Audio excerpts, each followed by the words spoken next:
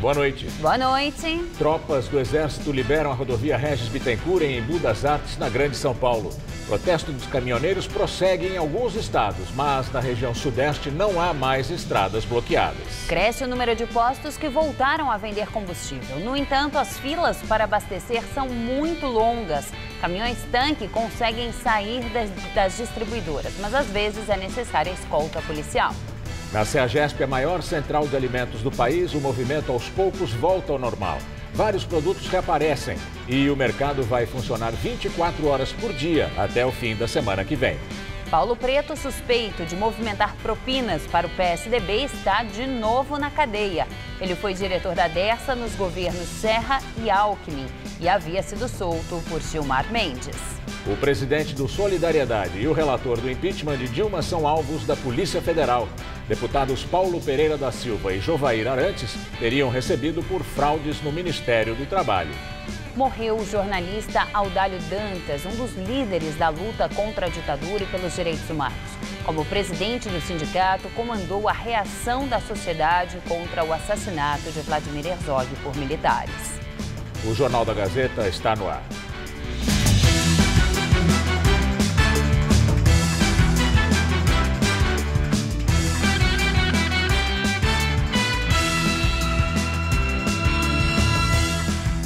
A paralisação dos caminhoneiros está no 10º dia. A situação vai sendo normalizada em várias regiões, mas ainda há protestos em 18 estados e também no Distrito Federal. 8 têm estradas bloqueadas. Em São Paulo, na rodovia Regis Bittencourt, a Polícia Federal deu apoio a caminhoneiros que queriam deixar a manifestação em Embu das Artes. Não houve conflito. Na rodovia em Anguera, já na chegada a São Paulo, a Polícia Militar usou bombas de gás para dispersar um protesto em apoio aos caminhoneiros. Com a interdição da via pela manifestação, 2 carros acabaram batendo e o socorro aos motoristas causou mais trânsito ainda. A situação foi normalizada no início da tarde. No Rio de Janeiro, caminhões saíram do ponto de concentração em Seropédica depois da ação conjunta de tropas do Exército, da Polícia Militar e Polícia Rodoviária Federal. A ação se repetiu no Paraná. Equipes da Polícia Rodoviária Federal fizeram a escolta de um comboio com mais de 100 caminhões que partiram de Curitiba pela BR-116 com destino a São Paulo. A medida foi tomada para garantir a segurança de caminhoneiros que querem deixar os pontos de protesto. Um caminhoneiro foi morto com uma pedrada em Rondônia. Em Tocantins, um caminhoneiro que tentou passar pelo bloqueio na BR-153 foi agredido a socos. O caminhão dele foi danificado. Hoje, durante coletiva no Palácio do Planalto, ministros criticaram os atos de violência contra caminhoneiros que querem voltar ao trabalho. A advogada-geral da União, Grace Mendonça, disse que o movimento não é mais reivindicatório. Em São Paulo, aos poucos, o abastecimento de combustíveis e alimentos começa a melhorar. A CEAGESP passa a funcionar 24 horas por dia e a Agência Nacional do Petróleo vistoriou hoje 25 postos. Um deles foi interditado porque o etanol e a gasolina estavam adulterados. O motorista que precisou abastecer o carro já encontrou um pouco mais de facilidade. A expectativa do Sindicato do Comércio Varejista de Derivados do Petróleo do Estado de São Paulo é de que até domingo a situação de todos os postos da região metropolitana de São Paulo se normalize. O problema agora são os preços cobrados. O pessoal está explorando muito.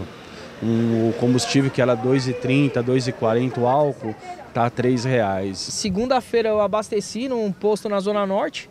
Paguei foi R$ 4,89 no litro do etanol. Desde o início da paralisação dos caminhoneiros, o Procon de São Paulo recebeu mais de 2.500 reclamações sobre cobrança abusiva de combustíveis. Por exemplo, ontem tinha um posto que estava cobrando R$ 6,00 no litro de álcool.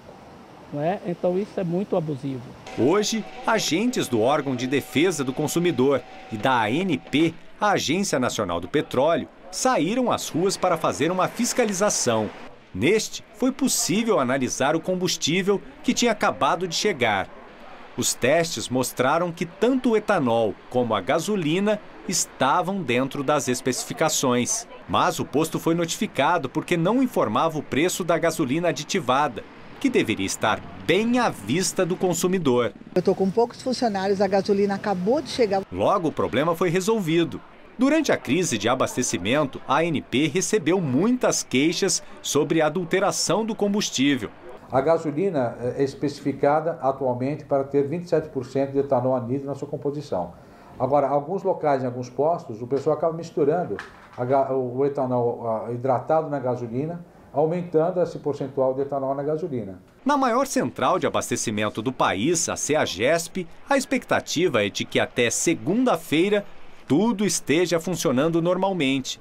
O entreposto ficará aberto para carga e descarga durante 24 horas, até 9 de junho. Durante a paralisação dos caminhoneiros, o volume de negócios aqui na CEAGESP, que é de 65 mil toneladas por semana, chegou a cair 90%. Agora, alguns produtos que tinham desaparecido já começam a voltar, como a batata, por exemplo. A saca de 50 quilos do produto está custando R$ 300. Nesta semana, chegou a ser vendida a R$ 400, mas o preço médio é de R$ 70. A cebola estava em falta e também reapareceu nos boxes. No caso das frutas, o reabastecimento deve ser mais demorado, já que muitos caminhões que vêm do Nordeste ficaram muito tempo parados nas estradas. A qualidade do produto também deve ser inferior. Perde peso, né? vai desidratando, né? E a durabilidade fica menor também, né? Bruno ainda não calculou o prejuízo com os dias parados. Eu acredito que a partir de segunda-feira já comece a ficar mais perto do normal. Normalizar o abastecimento ainda vai demorar um pouquinho, uma semana, 10 dias ainda, a partir de segunda. O governo classificou as paralisações que ainda persistem como políticas. O Planalto negou mudança da política de preços da Petrobras. O governo diz que o transporte emergencial de medicamentos foi resolvido e que o fornecimento de gás de cozinha está sendo restabelecido a partir das cidades maiores até chegar às menores. O ministro do Gabinete de Segurança Institucional, Sérgio Etchegóin, disse ainda que a normalidade no abastecimento de combustível no país atingiu mais de 50%. O diesel praticamente resolvido, óbvio que nós não temos ainda tudo que gostaríamos de ter em todos os postos, mas é perfeitamente compreensível que isso é um processo lento, né? Repor todo esse estoque. Já o ministro de Segurança Pública, Raul Jungmann, informou que o governo vai editar uma medida provisória que permite o plantão voluntário na Polícia Rodoviária Federal, com a possibilidade de policiais venderem horas de folga. A convocação é para reforçar o trabalho das forças federais envolvidas na desobstrução das rodovias e garantir a segurança dos comboios de caminhões. É importante dizer que também a Polícia Federal hoje chegou ao número de 52 inquéritos abertos. A maioria já foram intimados e prestaram depoimento e diversos pedidos de mandado de prisão, busca e apreensão foram endereçados à Justiça. E o Palácio do Planalto divulgou nota hoje, na qual afirmou que o governo vai preservar a política de preços da Petrobras. Ontem, durante uma entrevista à TV Brasil, o presidente Michel Temer havia dito que poderia reexaminar esta possibilidade. A medida é um dos pontos criticados pela paralisação dos caminhoneiros. Desde julho do ano passado, a Petrobras promove os reajustes com base na variação do dólar e dos preços do petróleo no mercado internacional. A nota oficial do Planalto diz ainda que o governo tem compromisso com a saúde financeira da estatal. E hoje, sem citar diretamente a paralisação, a presidente do STF se manifestou em público pela primeira vez. Carmen Lúcia disse que o país vive um grave momento político e social. Também na democracia se vivem crises, mas dificuldades se resolvem com a aliança dos cidadãos e a racionalidade, objetividade e trabalho de todas as instituições, de todos os poderes. A democracia não está em questão. A democracia é o único caminho legítimo. Em apoio à greve dos petroleiros, movimentos sociais programaram para hoje atos aqui na Avenida Paulista contra a alta do preço dos combustíveis. O repórter Luciano Penteado está diante da Petrobras e tem outros detalhes. Olá, Luciano. Olá, Gamberini. Esse grupo de manifestantes estava na calçada aqui da frente da sede da Petrobras, na Avenida Paulista, e agora eles já ocupam aqui a pista da Paulista, que já está fechada desde a Joaquim Eugênio de Lima até a Alameda Campinas. Por quê? Porque tem um outro grupo de manifestantes que está vindo aqui para a sede da Petrobras e que estava se concentrando lá no MASP. É um grupo de integrantes de centrais sindicais, do Movimento dos Trabalhadores Sem Teto, Sindicato dos Professores e também estudantes. O ato é contra a política de preços adotada pela Petrobras e também pela manutenção da autonomia e também da soberania da empresa. Bem, eles gritam a todo momento palavras de ordem contra uma possível privatização da empresa, também contra o presidente Michel Temer e até contra alguns pedidos aí de setores da sociedade que pedem uma eventual aí intervenção militar no país. Bem, mas por enquanto o trânsito aqui está bloqueado na Paulista, nesse sentido aqui do Paraíso. Com relação a esse assunto da privatização da Petrobras, hoje o Instituto Datafolha divulgou uma pesquisa que mostra que 55% dos brasileiros são contra a privatização da empresa. Já 74% são contra a venda da Petrobras para grupos estrangeiros. Por outro lado, 30% concordariam com a privatização da Petrobras e 17% aceitariam a entrega do controle da empresa para empresas internacionais. 13% não quiseram opinar em relação à privatização e 8% não souberam ou não quiseram opinar com relação ao controle estrangeiro. Bem, hoje nossa equipe foi até a Baixada Santista, aqui de São Paulo, para acompanhar como é que está a situação lá com relação aos petroleiros, já que eles também estão em greve. Veja os detalhes na reportagem de Tássia Sena. Em uma das principais entradas do Porto de Santos, no litoral sul paulista, os grevistas se reuniram ao lado de caminhoneiros que já estavam parados. Além da redução nos preços de todos os combustíveis e também do gás de cozinha, os petroleiros pedem o fim da importação de derivados de petróleo. O petroleiro hoje vai ao encontro com a greve dos caminhoneiros por uma soberania nacional, uma política energética voltada para o povo brasileiro. Ao menos 13 sindicatos afirmam que a greve vai ser mantida até a meia-noite de sexta-feira. Para outros, a paralisação é por tempo indeterminado. Ontem, o Tribunal Superior do Trabalho proibiu a greve dos petroleiros, estipulando multa de R$500 mil por dia a todos os sindicatos. A Advocacia Geral da União e a Petrobras chegaram a alegar que a greve causaria enormes prejuízos à sociedade. Os estivadores também defendem preços mais baixos nas bombas, mas a categoria pede ainda reajustes no salário e nos valores do vale-refeição, além de ganho real nos lucros. No mês passado, o Porto de Santos registrou recorde histórico na movimentação de cargas, aumento de quase 10% comparado a abril de 2017. O transporte de cargas já estava bastante prejudicado aqui no Porto de Santos desde o início da paralisação dos caminhoneiros. Para se ter uma noção, o Sindicato das Agências de Navegação Marítima, aqui do estado de São Paulo, estima prejuízo de R$375 milhões ao setor da navegação. Falando sobre comércio internacional, cerca de 60% de toda a mercadoria desta categoria aqui do estado passam aqui pelo Porto de Santos, chegando ao país ou saindo. Ninguém quer pagar o gás de cozinha mais caro e nem o óleo diesel mais caro, tá? Se a gente conseguir abaixar tanto gasolina quanto óleo diesel, até quem não usa o óleo diesel vai se beneficiar do óleo diesel, porque a gente transporta alimentação, a gente transporta tudo no país. Os postos de gasolina de São Paulo voltaram a ser abastecidos, mas a situação só deve ser normalizada na semana que vem. Na Grande São Paulo, apenas 17% estão com combustível. A repórter Fernanda Azevedo está em um posto na região do Ipiranga e tem mais informações. Boa noite, Fernanda. Olá, Juliana, boa noite a todos. Esse posto aqui da Avenida Ricardo Jafé recebeu combustível na madrugada e desde as primeiras horas do dia uma fila de carros se formou por aqui.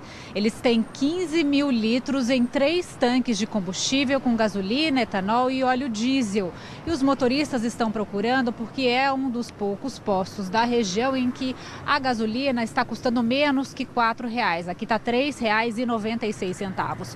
Como você você disse, apenas 17% dos postos da Grande São Paulo foram abastecidos, apenas 500 dos 2.900 postos aqui. E o Sincopetro, que é o Sindicato do Comércio Varejista de Derivados de Petróleo, estima que a normalização só vai acontecer na quarta-feira da semana que vem. Isso tem reflexo no trânsito da cidade na saída para o feriado. Muita gente está economizando gasolina e por isso o trânsito está muito tranquilo. Mais cedo nós passamos pela rodovia dos Imigrantes no sentido do litoral. Não havia filas no pedágio, o trânsito estava muito tranquilo, muito diferente do que a gente está acostumado a registrar numa véspera de feriadão como hoje. O rodízio municipal de veículos foi suspenso aqui na cidade de São Paulo. E olha, a gente entrou em contato com a Ecovias, que é a concessionária que administra o sistema Anchieta Imigrante, e disse que agora o trânsito também é bastante tranquilo, tanto na Anchieta quanto na rodovia dos Imigrantes. A cidade de São Paulo tem apenas 17 quilômetros de congestionamento nessa noite. Voltamos ao estúdio. A maioria dos brasileiros aprova a paralisação dos caminhoneiros, de acordo com o resultado de uma pesquisa do Datafolha. 87% dos entrevistados apoiam a paralisação. 10% são contrários, 2% indiferentes e 1% não soube opinar. Para 56% dos entrevistados, a paralisação deve continuar. 42% acham que ela deve acabar. A maioria dos entrevistados, 59%, acha que a paralisação traz prejuízos. 33% acham que traz benefícios. 2% são indiferentes. Não souberam responder, 5%. Para 51% dos entrevistados, houve mudança da rotina. 49% não mudaram nada no dia a dia. Para abastecer o carro, 37% dos entrevistados tiveram muita dificuldade. 15% pouca dificuldade, 43% sem dificuldade, indiferentes 4%. Para comprar alimentos, 10% dos entrevistados tiveram muita dificuldade, 14% pouca dificuldade, 75% sem dificuldade, indiferentes 1%. O Datafolha ouviu por telefone 1.500 adultos em todas as regiões do país. A margem de erro dessa pesquisa é de 3 pontos percentuais. Em nota, o Instituto Datafolha informa que a pesquisa procura representar o total da população adulta do país, mas não se compara a eficácia de levantamentos presenciais nas ruas ou domicílios. Por isso, o Datafolha explica que não adota o método em pesquisas eleitorais. A Polícia Federal lançou a Operação Registro Espúrio, que mira deputados, senadores e ex-parlamentares em esquema de corrupção no Ministério do Trabalho. No Congresso, os agentes vasculharam os gabinetes dos deputados federais Jovair Arantes e Wilson Filho, ambos do PTB, e Paulinho da Força do Solidariedade, apontado como chefe do esquema. Também houve buscas no Ministério do Trabalho e nas sedes dos partidos e das centrais sindicais, UGT e Força Sindical em São Paulo. O presidente nacional do PTB, o deputado cassado Roberto Jefferson, também é alvo da investigação. A Polícia Federal chegou a pedir a prisão dos 4, mas o ministro do Supremo Tribunal Federal, Edson Fachin, negou.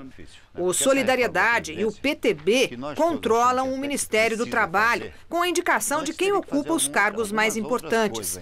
No começo do ano, Roberto Jefferson atuou para que a filha assumisse a pasta, mas a deputada Cristiane Brasil foi impedida pela Justiça de tomar posse porque é condenada em processos trabalhistas.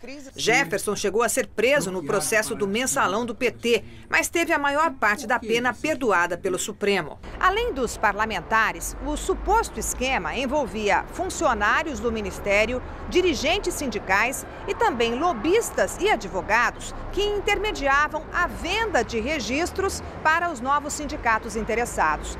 Segundo a investigação, cada um chegava a pagar 4 milhões de reais para liberar o documento no Ministério do Trabalho, muitas vezes com requisitos e prazos menores que os necessários.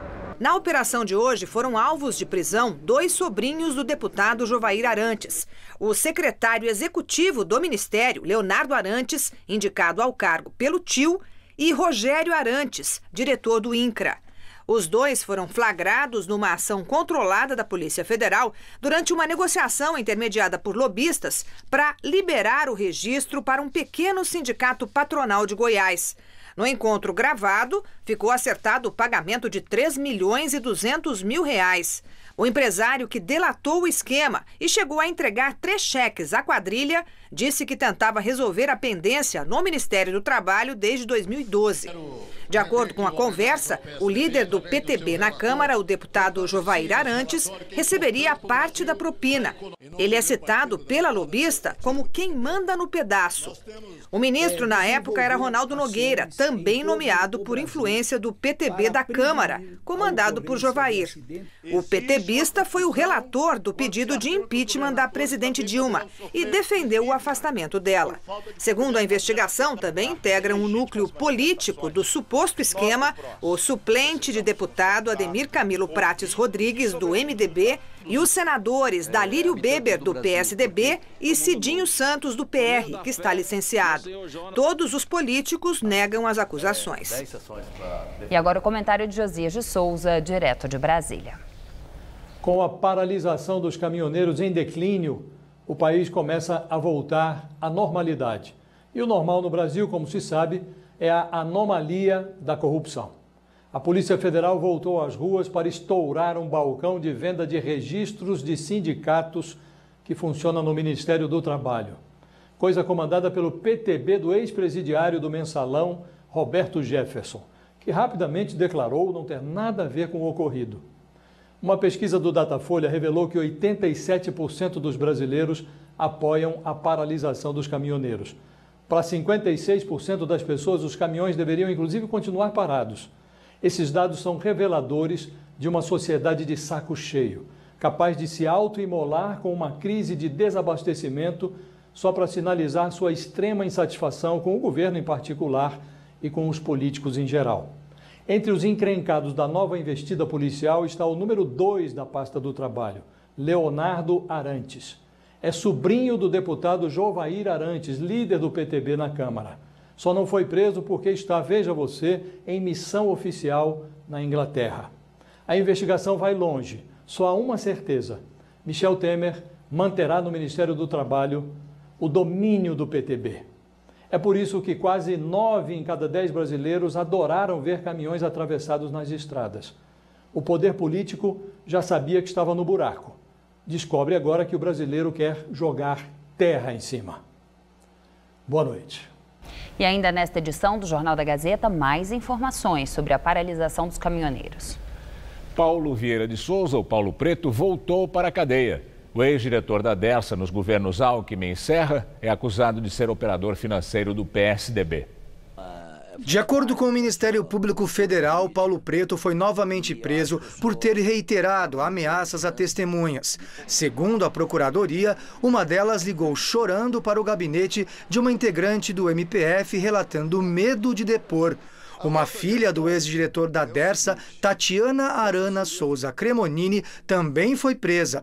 Os dois, por enquanto, ficarão na Polícia Federal, em São Paulo. Antes de ser presa, a filha de Paulo Preto planejava passar um tempo nas Ilhas Maldivas, paraíso fiscal no Oceano Índico. Mas a juíza Maria Isabel do Prado, da 5ª Vara Federal de São Paulo, negou a autorização da viagem porque Paulo Preto tem contas no exterior. Autoridades da Suíça informaram ao Ministério Público Brasileiro que o ex-diretor da Dersa movimentou 113 milhões de reais em contas nas quais ele aparece como beneficiário no país europeu. O valor foi transferido no ano passado da Suíça para Bahamas, outro paraíso fiscal. Paulo Vieira de Souza chegou a ser preso em abril. Ele ficou 36 dias na cadeia, foi solto no último dia 11, após um habeas corpus concedido pelo ministro Gilmar Mendes, do Supremo. O ex-dirigente da Dersa é réu na Justiça Federal em São Paulo, acusado de incluir falsos beneficiários de desapropriações para as obras do Rodoanel, da Avenida Jacopêssego e também da ampliação da Marginal Tietê, o que ele nega. Na Lava Jato, é apontado ainda como operador do PSDB. Ele era ligado ao senador José Serra e ao ministro de Relações Exteriores, Aloísio Nunes, todos tucanos. Paulo Preto também foi citado nas delações da Odebrecht, que revelou que ele cobrava propina de obras tocadas pela empreiteira. Paulo Preto também contesta. E daqui a pouco, Maria Lídia Flandoli entrevista o deputado federal Major Olímpio, presidente do Diretório Estadual do PSL em São Paulo, sobre as eleições. Morreu hoje, aos 88 anos, Audálio Dantas. O jornalista estava internado aqui em São Paulo, no Hospital Premier, para tratamento de câncer. Audálio Dantas é um dos ícones da imprensa brasileira. Defensor dos direitos humanos, entrou para a história ao lutar contra a ditadura militar nos duros anos 70. Audálio nasceu em 1929, na cidade de Tanque d'Arca, no agreste de Alagoas, conforme a tradição oral da família dele. Mas só foi registrado em 1932, num cartório de Maceió, a capital do seu estado. Começou a carreira como repórter fotográfico nos anos 50, no jornal Folha da Manhã, hoje Folha de São Paulo. Foi contratado para trabalhar na revelação de filmes. 5 anos depois, estava na revista O Cruzeiro, onde foi chefe de reportagem e redator. Sensível observador do cotidiano, em 1958, durante reportagem na extinta favela paulistana do Canindé, Audálio descobriu e editou os primeiros textos de Carolina Maria de Jesus, uma mulher pobre e negra que em seu diário descrevia seu dramático dia a dia. Nascia o famoso livro dela, Quarto de Despejo. Em 1975, 2 episódios mudaram a vida de Audálio Dantas. Em maio, assumiu a presidência do Sindicato dos Jornalistas de São Paulo. Audálio, que já era um profissional consagrado, liderou um grande movimento das redações, que recolocou o sindicato na luta pela liberdade de expressão e defesa dos direitos humanos, temas abafados pelos seguidores da ditadura militar, imposta em 64. Apenas 5 meses depois, o maior desafio. Vladimir Herzog, outro grande jornalista do período, foi assassinado no Centro de Torturas do Exército em São Paulo, o DOI-CODE. Primeiro, o espanto e o abatimento, no velório e no enterro. Depois, a força e a coragem para superar o medo e denunciar mais um crime do aparelho de repressão. No 7º dia da morte, 31 de outubro, um histórico ato ecumênico na Catedral da Sé. No altar, Dom Paulo Evaristo Arnes, o reverendo presbiteriano James Wright e o rabino Henry Sobel. Milhares de pessoas contornaram as barreiras e obstáculos com que a polícia tentou esvaziar a cerimônia. Sob imensa tensão, com agentes de segurança infiltrados dentro e fora da igreja, Audálio orientou a todos para que saíssem com calma, sem aceitar provocações. Eu quero fazer um apelo, uma última homenagem, neste momento de dor para todos nós, ao nosso irmão morto, ao homem morto. Saiamos em silêncio, saiamos e aguardemos o caminho da paz. Audálio agigantou-se e tornou-se uma das mais importantes referências dos democratas, que não suportavam mais tanta violência do regime militar. Tempos depois, ganhou os prêmios Jabuti e Juca Pato, da União Brasileira dos Escritores, como intelectual do ano, pelo livro As Duas Guerras de Vlado Herzog. Por sua constante luta em favor dos direitos humanos, foi premiado pela ONU. Audálio foi o primeiro presidente eleito por voto direto da Federação Nacional dos Jornalistas. Com grande atividade sindical, foi eleito deputado federal pelo MDB. Foi vice-presidente da Associação Brasileira de Imprensa. Ainda teve passagem pela Fundação Casper Libero como conselheiro curador e pela Fundação Ulisses Guimarães. Dono de um texto bem elaborado, muitas de suas reportagens foram transformadas em livros, como Tempo de Reportagem, uma coletânea de seus textos publicados nas revistas O Cruzeiro e Realidade, e O Chão de Graciliano, que narra a trajetória de Graciliano Ramos até se tornar um dos maiores escritores brasileiros. Foi casado 3 vezes. Do relacionamento com Iraci, teve o filho José. Com Marta, a Ana, e com Vanira Kunk, atual mulher, Mariana e Juliana, que também é jornalista e é chefe de reportagem do jornalismo da TV Gazeta. Audálio deixa muitas lembranças, mas uma é inesquecível: o seu compromisso permanente com a democracia. A luta contra a censura, a denúncia das arbitrariedades da ditadura, a ida à rua junto com os grevistas do ABC, tudo aquilo que contribuiu aos grandes comícios das eleições diretas, tudo isso contribuiu para que eu considere que a minha atuação, a minha passagem pela vida não foi em vão.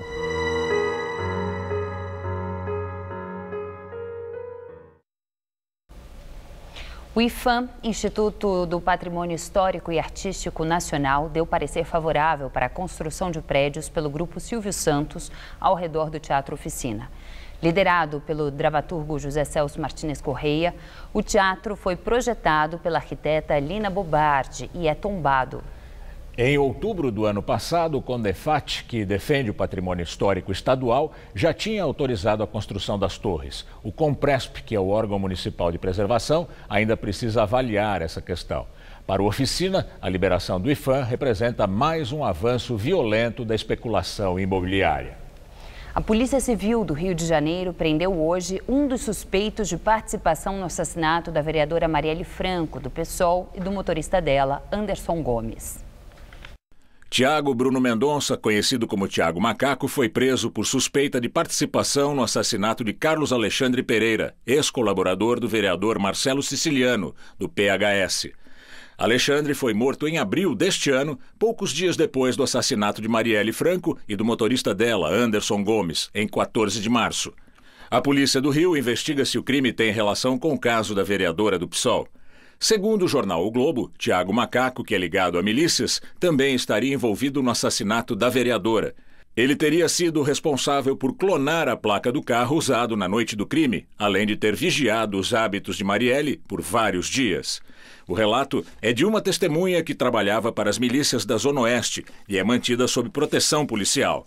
Segundo o depoimento dessa testemunha, o vereador Marcelo Siciliano foi um dos mandantes do crime, ao lado do ex-policial militar Orlando Oliveira de Araújo, o Orlando de Curicica, que está preso, apontado como chefe dos milicianos da Zona Oeste. Para a Divisão de Homicídios do Rio, Tiago Bruno Mendonça matou o ex-colaborador do vereador Marcelo Siciliano para queimar arquivo, já que ele seria ouvido pela polícia no inquérito sobre o caso Marielle. O Tribunal Regional Federal de Porto Alegre manteve as condenações do pecuarista José Carlos Bunlai e do ex-tesoureiro do PT, João Vacari Neto. Eles são acusados de fraudar um empréstimo de 12 milhões de reais para o PT em 2004, através do Banco Chaim. José Carlos Bunlai tinha sido condenado em setembro de 2016 pelo juiz Sérgio Moro a 9 anos e 8 meses de prisão. O pecuarista teria tomado um empréstimo de 12 milhões de reais para o PT do Banco Chaim, que, em troca, recebeu em 2009 um contrato da Petrobras, no valor de $1,5 bilhão de dólares. Os 12 milhões, nunca pagos pelo PT ao banco, eram parte do acordo para repassar propina ao partido, segundo o processo que foi confirmado hoje pelos desembargadores do Tribunal Regional Federal de Porto Alegre. O TRF4 de Porto Alegre manteve a condenação de Bunlai por gestão fraudulenta de instituição financeira e corrupção. A Corte também manteve, em segunda instância, a condenação do ex-tesoureiro do PT, João Vacari Neto, que teve a pena fixada em 6 anos e 8 meses de prisão por corrupção no mesmo processo. O ex-diretor da Petrobras, Nestor Cerveró, que também era réu no caso, teve uma redução de 7 meses na pena e vai ficar preso por 6 anos e 1 mês. Outro intermediário do empréstimo, o delator Fernando Falcão Soares, o Fernando Baiano, também teve redução de 6 meses no julgamento e vai cumprir 5 anos e 6 meses de prisão em regime fechado. E agora vamos ao comentário de política com Bob Fernandes. Carmen Lúcia preside o Supremo Tribunal. Ela disse que o Brasil vive a grave momento político e social e que a democracia é o único caminho legítimo. A ministra tem razão. Mas juízes opinam em público sobre investigações. Numa parceria com o sistema judiciário, manchetes condenam antes.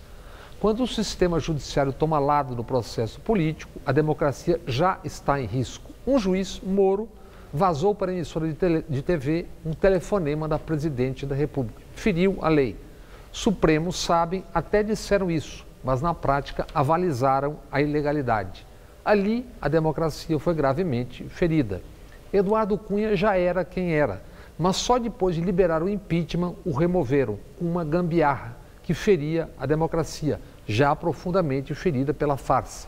Agora, anos depois, caminhões desgovernados ladeira abaixo e lamentos tardios sobre a democracia ferida. A cada semana, uma medida para encurralar os tidos como inimigos. A Justiça do Paraná proíbe e multa acampamentos em Curitiba. O que dizem policiais de Justiça do Paraná sobre tiros contra a caravana e contra o acampamento pró-Lula no Paraná? Ouçam o barulho do silêncio. Quase 3 meses depois, a pergunta ainda vale. Quem mandou matar Marielle, a esquerdista do PSOL? Ainda na ativa, o general Mourão ameaçou a democracia. Passaram a mão na cabeça. Ainda general da ativa, em agosto, Etchegóin ameaçava. Precisamos de soluções extraordinárias. Vamos tratar com antibiótico com todos os efeitos colaterais. Ontem, já como chefe do Serviço de Inteligência do Brasil, Etchegóin se viu obrigado a dizer: intervenção militar é assunto do século passado, não vejo mais sentido. Mas agora, ignorância e idiotia já galopam e as imagens correm o mundo. Dom Pedrito, Rio Grande do Sul. Diante de um quartel, um cidadão bate continência e discursa: caminhoneiro Senna apresentando tropas para o exército. Em seguida, ordena: pelotão de caminhoneiros, sentido. Caminhoneiros e familiares obedecem, juntam calcanhares, batem no chão as solas dos sapatos e das sandálias de borracha. Boa noite. E nós voltamos a falar da paralisação dos caminhoneiros. A repórter Fernanda Azevedo está num posto de combustíveis no bairro do Ipiranga e tem outras informações.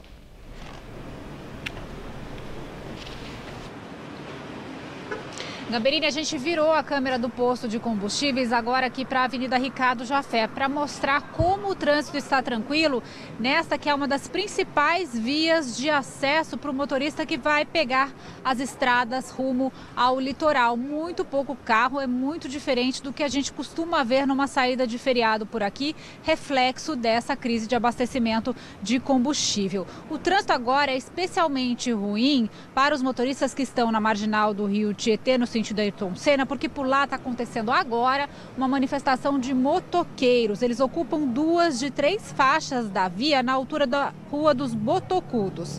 E para falar sobre uma outra manifestação, nós vamos falar agora com o repórter Luciano Penteado, que está na Avenida Paulista num ato organizado por movimentos sociais a favor dos petroleiros. Luciano.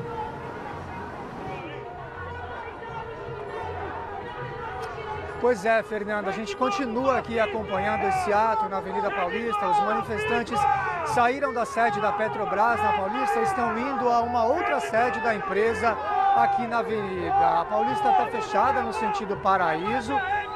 Vários manifestantes gritando palavras de ordem contra o presidente Michel Temer e também por uma nova política de reajuste de preços da Petrobras. Bem, agora à tarde, o Tribunal Superior do Trabalho aumentou a multa contra os petroleiros de R$500 mil para R$2 milhões por dia. A decisão é da ministra Maria de Assis Causin, do TST, e que aumentou aí, portanto, essa multa diária em caso de desobediência por parte aí dos petroleiros. Mas a gente continua aqui acompanhando este ato, a Polícia Militar acompanha o protesto, até agora não foram registrados incidentes. Voltamos ao estúdio. Mesmo com a retomada gradual do abastecimento de combustíveis, o setor de turismo em São Paulo prevê um prejuízo de cerca de R$70 milhões causado pela paralisação dos caminhoneiros. Os quartos estão vazios. Os hóspedes não chegaram. Teoricamente, teríamos uma média de 15 cancelamentos para esse período e tivemos 130. É que sem combustível, os turistas não tinham como chegar a São Paulo. Resultado, esse hotel na região da Avenida Paulista já amargou as perdas com as diárias canceladas até aqui. Por entender que o caso é de força maior, o gerente reembolsou os clientes que avisaram. Mas o problema não acabou. Próximo fim de semana, mesmo com a cidade cheia de eventos, parada LGBT, marcha para Jesus, as reservas por aqui estão 15% menores do que o esperado. Mas os turistas começam a retomar a confiança. Nos aeroportos tem muita gente com malas feitas indo passear. Fiquei ligado, fiquei vendo as notícias, vi que aqui tinha o aeroporto que a gente vai também, então tudo certo. Para quem programou viagem para esse feriado, mas ainda está inseguro sobre se consegue chegar ao destino e principalmente voltar depois para casa, é fundamental entrar o quanto antes em contato com o prestador de serviço, seja ele companhia aérea, de transporte viário ou hospedagem. O Procon de São Paulo fez orientações aos viajantes. E se o consumidor comprou um pacote de viagem, mas agora desistiu, tem o direito de cancelar a compra antes da data de saída prevista e deve ter os valores pagos devolvidos integralmente. Nesta agência de turismo do centro de São Paulo, especializada em viagens de negócios, o problema também não foi pouco. Nós estamos com centenas de passagens sendo solicitado reembolso. Deixamos de emitir novas passagens porque já desde o começo não se conseguia, a pessoa não queria mais viajar. Até agora, pelos cálculos dos empresários, foram quase 11 milhões de reais em perdas para o setor. O impacto principal começou basicamente sexta-feira, quando acabou o combustível. E aí, o primeiro impacto, como as cidades de negócio já estavam em check-out, já estavam saindo, foram as cidades de lazer que estariam cheias esse final de semana, já pensando no turismo de inverno. A indústria do turismo mexe direta ou indiretamente com cerca de 50 setores, além de hospedagem, bares, restaurantes, locação de veículos, segurança. Por isso, o receio da Associação de Hotéis é que, sem os turistas esperados nos próximos dias, essa conta negativa só aumente. Isso pode impactar em 60, 70 milhões de reais na cidade de São Paulo, com esses 52 segmentos que movimentariam nesse período.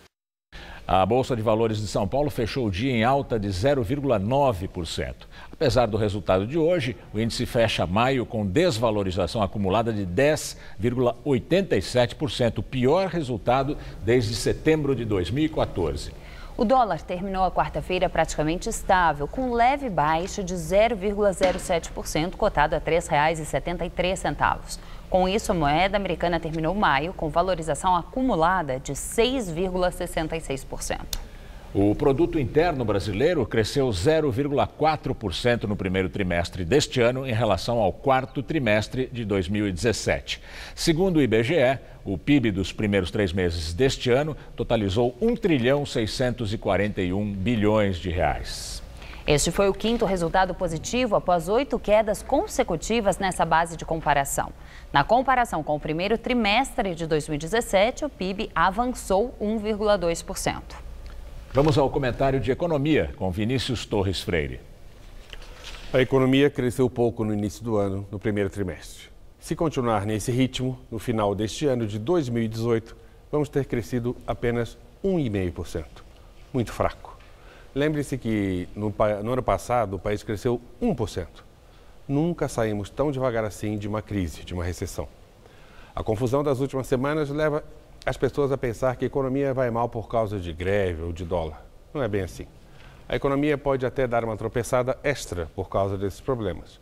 Mas a lerdeza do primeiro trimestre nada teve a ver com isso. Nem poderia.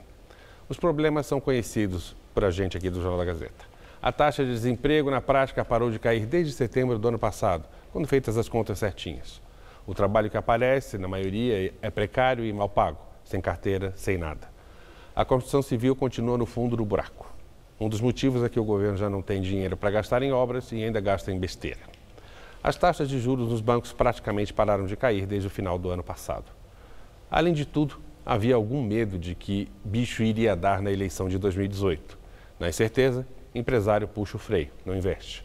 Consumidor, já com medo de desemprego, gasta menos com medo do futuro nebuloso do Brasil. Não compra coisa cara, casa, carro. Agora, é claro, pode piorar. O efeito do dólar alto por hora tende a ser o menor dos problemas, se é que vai fazer algum efeito. O efeito do paradão dos caminhoneiros pode ser breve em alguns setores, principalmente onde dá para recuperar produção, nas fábricas e mesmo nas lojas. O que se deixou de comprar na semana passada pode ser comprado na próxima. Isto é, se não houver mais medo do futuro. A desordem que ocorreu no país foi gravíssima. Estivemos à beira do colapso, da paralisia total. Em um país desse, quem tem confiança para investir? Pior, a bagunça não foi só econômica, foi política. Ficou claro que há tendências políticas totalmente lunáticas a favor de ditadura e violências. Assim, parece menos improvável a eleição de um maluco em outubro. Quem vai investir em um país em tumulto, governado por um incapaz. O país, o Brasil, está jogando contra si próprio. Boa noite. Na entrevista do dia com Maria Lídia Flandoli, a definição da campanha eleitoral dos candidatos do PSL. Nosso entrevistado é o deputado federal Major Olímpio, presidente do Diretório Estadual do PSL em São Paulo. Muito obrigada, Major, por estar conosco. Eu que agradeço. Bom, na esteira do comentário do Vinícius Torres sobre a greve dos caminhoneiros que trouxe tantos transtornos, o senhor apoiou essa greve no início? Olha, eu apoiei integralmente toda a mobilização inicial dos caminhoneiros que estavam representando naquele momento o desconforto, o desespero da população brasileira.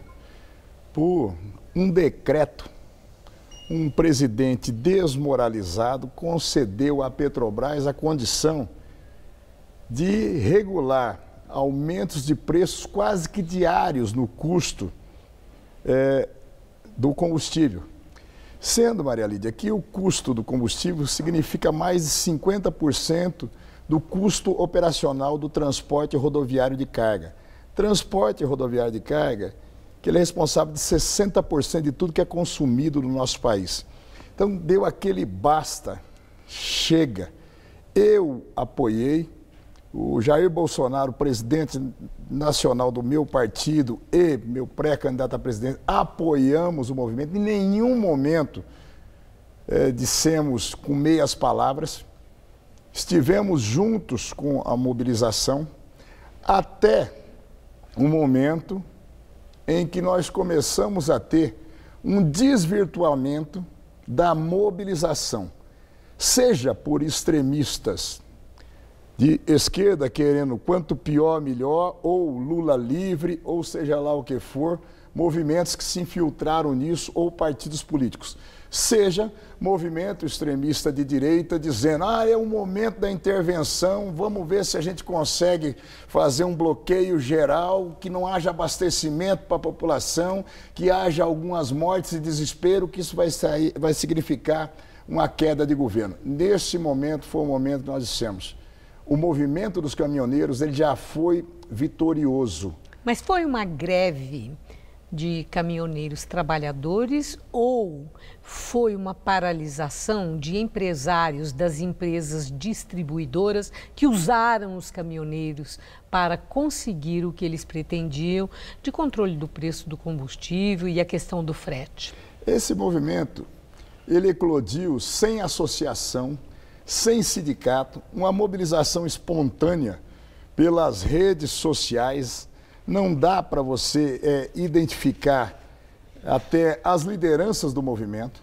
Logicamente, no momento em que houve a reunião de quem se dizia representante com o governo, foi colocado na mesa de negociação inúmeros itens. Foram 19 itens elencados como fundamentais para o transporte, porque impactava desde do caminhoneiro autônomo, as cooperativas e as empresas de transporte de carga. Logicamente, o governo fragilizado, péssimo gestor de crise. Numa crise dessa ordem, primeiro, quem está gerenciando a crise, endurece para sentar na mesa de negociação e para aí chegar a entendimento. Governo desmoralizado. Foi para a negociação de tudo quanto é forma, depois quis endurecer, não tendo força para isso, chegou a anunciar colocar as Forças Armadas nas ruas. E depois isso não aconteceu. Isso foi uma desmoralização. Bom, mas o senhor falou assim de algumas manifestações extremistas e de fato nós vimos aquelas faixas e aqueles clamores pela intervenção das Forças Armadas para a reorganização da segurança e da ordem no país. Eu quero saber se o senhor é favorável a esse tipo de pleito. Lógico que não. Tanto que nós vamos ganhar a eleição em outubro com o militar, Jair Bolsonaro, mas pelo voto democrático, pela credibilidade da população. Nós não estamos discutindo sequer a hipótese, não há essa menor hipótese no seio das Forças Armadas, também da sociedade. E nós queremos mudar essa vergonha que está esse país, presidentes moralizados, ministros moralizados, 1/3 dos senadores investigados e deviam estar na cadeia, 125 deputados na Câmara que deveriam já estar na cadeia. A população não quer mais saber disso, mas nós queremos que seja pela democracia, no voto. Bom, o senhor estava no Solidariedade, mudou para o PSL, que é um partido pequeno e tem o problema da campanha eleitoral de tempo na televisão. Que estratégia vocês vão desenvolver para poder competir com candidatos de grandes partidos e alianças que já estão sendo aí alinhavadas? O PSL está conseguindo fazer aliança? O PSL não tem uma preocupação de fazer aliança no toma lá da cá. Me dá o seu tempo de televisão e eu te dou um ministério de porteira fechada, uma secretaria. Esse modelo esgotou, esse modelo criminoso esgotou. Nós temos 8 segundos de televisão. Abrimos mão do fundão partidário, esse fundão da vergonha, 1.750 bilhão. Mas com 8 segundos vai dar para o PSL? Com 8 segundos vai ser suficiente. Nós vamos eleger o presidente da República, vamos eleger governadores, vamos eleger senador em São Paulo e vamos ter uma bancada expressiva, tanto no Senado quanto na Câmara, porque nós estamos falando e os nossos propósitos é o que a população está querendo. Bom, o senhor é deputado federal e, pela informação que eu tenho, já é pré-candidato ao Senado pelo PSL. E aí, o que eu pergunto é isso, o senhor nessa pesquisa do Ibope, que foi publicada recentemente, o senhor teve 10% de preferência de votos. O senhor, com apenas 8 segundos, o PSL na televisão, o senhor vai ter tempo de TV e tempo até o dia da eleição para competir com os candidatos de grandes partidos que já têm 30% de preferência de votos? Olha, quem tem 30% é o Suplicy. Eu só pergunto à população nas ruas, você vai votar no Suplicy para ser seu senador? Você quer Marta Suplicy para continuar no Senado? É esse modelo que você quer? Você quer modelos feitos? Nós temos lá a Luiz e José Serra, que estão sendo investigados. Hoje foi preso o Paulo Preto, que se abrir a boca, vai colocar o Tucanato de São Paulo na cadeia. Então, eu não tenho preocupação com relação a isso. Nós estamos fazendo, temos 130 dias hoje para as eleições. Uma das vagas do Senado será do PSL e será minha. Porque nós estamos identificados com a população. E nós temos a certeza absoluta, o PSL vai fazer a futura presidência da República, nós vamos fazer um governo de transformação no país com a população e sem ter que fazer alianças espúrias. Agradeço muito sua entrevista. Uma boa noite, obrigada. Obrigado. Com você, Juliana. Na próxima sexta-feira, às 11h30 da noite, o programa Hora do Voto recebe o pré-candidato do PSDB ao governo de São Paulo, João Dória. O programa é ancorado por Maria Lídia Flandoli e tem a participação de Rodolfo Gamberini. E hoje tivemos mais um belo dia de outono, com temperaturas amenas e tempo bem aberto. A umidade relativa do ar em São Paulo está abaixo dos 30% e deixou a cidade em estado de atenção. Mariana Armentano traz a previsão para a gente.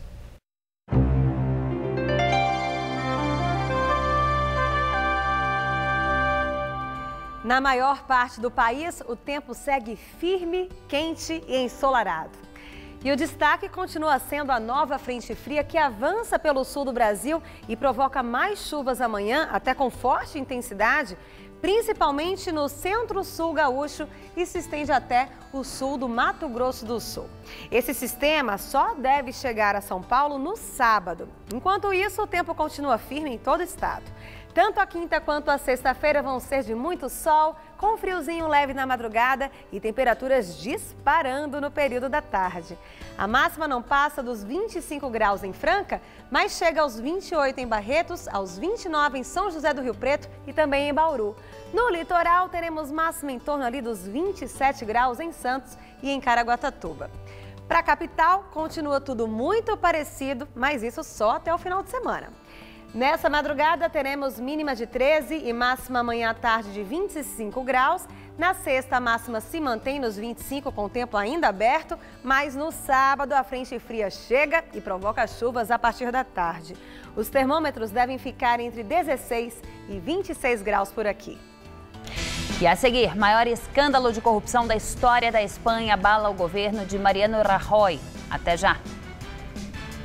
Jacaúna, em São Paulo, direto da fábrica. Mesa de jantar para 4 cadeiras, 12 de 99. Só a cadeira, 12 de 29. Sofá retrátil, 12 de 179. Poltrona reclinável, 12 de 79. Lustre cristal, 12 de 69. E só paga daqui a 90 dias. São mais de 30 lojas em todo o Brasil, fabricação própria e mais de 40 anos de tradição.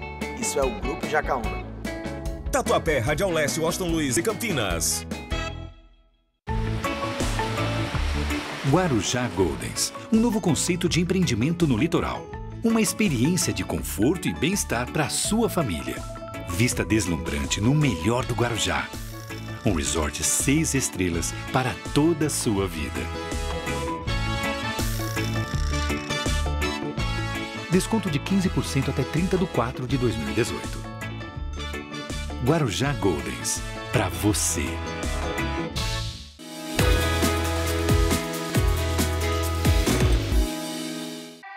Tá a fim de escrever a sua própria história? Que tal dirigir a sua própria vida? Então corre pra cá, que a sua hora chegou. Bem-vindo ao Mundo Casper, o lugar certo para você pensar, criar e questionar. Na Casper, razão e emoção se unem para fazer diferente, fazer melhor. E você? Aceita o desafio? Tem muita coisa nova te esperando por aqui. Faculdade Casper Libero. Paixão por comunicação.